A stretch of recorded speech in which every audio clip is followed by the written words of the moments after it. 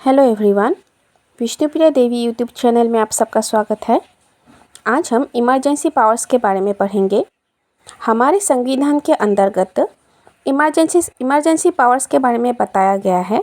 जब कभी भी देश में ऐसी कोई भी परिस्थिति का उद्भव होता है जहाँ पे हमें इमरजेंसी पावर्स का कॉन्स्टिट्यूशन को यूज़ करना होता है, तो वो किन किन सर्कमस्टेंसेस में इमरजेंसी पावर्स का यूज़ करती है, आज हम उसके बारे में थोड़ा बहुत जानेंगे।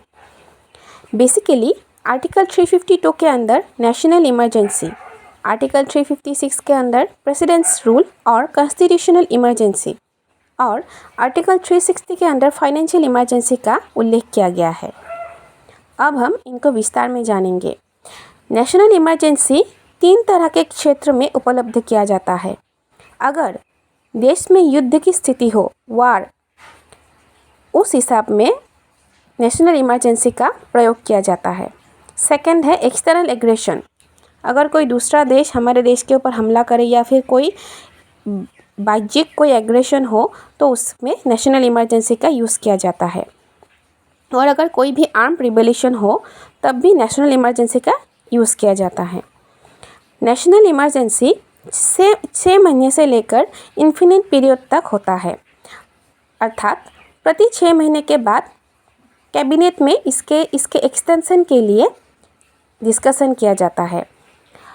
तो मिनिमम 6 महीने से लेकर इन्फिनिट टाइम तक नेशनल इमरजेंसी का यूज़ किया जा सकता है। सेकंड है प्रेसिडेंट्स रूल और कॉन्स्टिट्यूशनल इमरजेंसी अंडर आर्टिकल 356।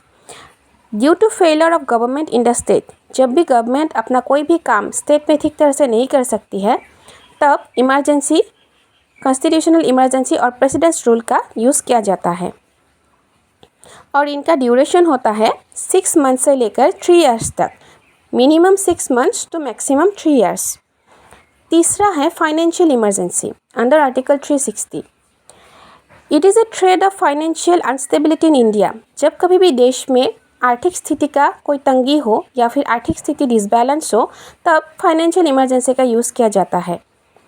और इनमें basically reduction of salary allowance, अर्थात सैलरी को रिडक्शन किया जाता है।